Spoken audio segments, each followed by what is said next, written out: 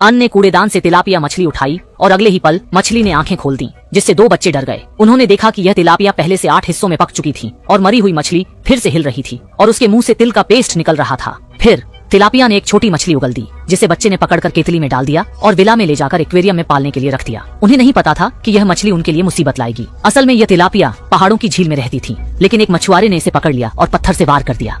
रोहू मछली की आंखें सुनहरी हो गई। जल्दी ही रोहू को बाहर कुरकुरी और अंदर नरम भून दिया गया। कुछ झींगे चाव से खाने लगे। जब वे खाने में मग्न थे, तभी जंगल के चारों ओर से किसी ने पूछा, मछली का स्वाद कैसा है?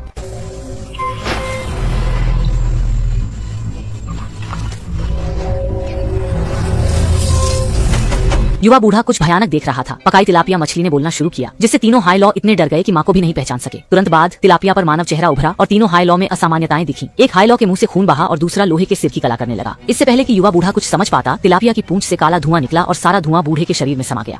इसके बाद वह जादू के प्रभाव में आकर घर लौटकर पत्नी और बच्चों को मार डाला। जल्द ही पुलिस ने उसे गिरफ्तार किया और पाया कि उसकी मानसिक स्थिति ठीक नहीं है। इसलिए पुलिस ने कुछ पैसे खर्च कर प्रसिद्ध तांत्रिक दानियाल को बुलाया। लेकिन जब दानियाल ने युवक के चेहरे पर भयानक अभिव्यक्ति देखी तो उसे मामला आसान नहीं लगा और उसने काम छोड़ दिया, जब तक कि पुलिस ने इनाम को 5 रुपए तक नहीं बढ़ाया। इसके बाद दानियाल ने मजबूरी में काम स्वीकार किया और सेकंड हैंड बाजार से तिलापिया मछली खरीदी।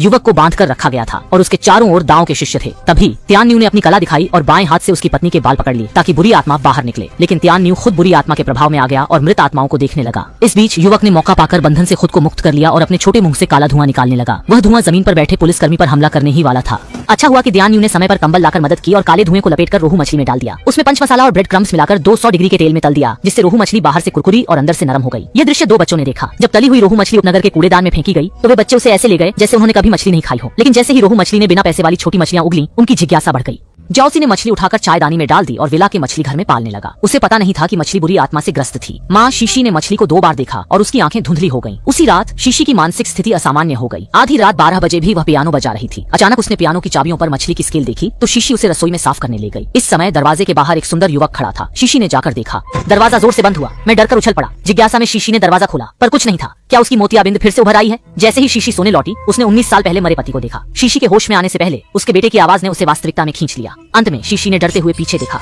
अब कमरे में एक धुंधली परछाई थी। इसके बाद अजीब घटनाएं होने लगी और वह वास्तविकता और भ्रम में फर्क नहीं कर पा रही थी। अक्सर अनजाने में गंदगी देखती हूँ, लगता है मेरे पीछे कुछ है।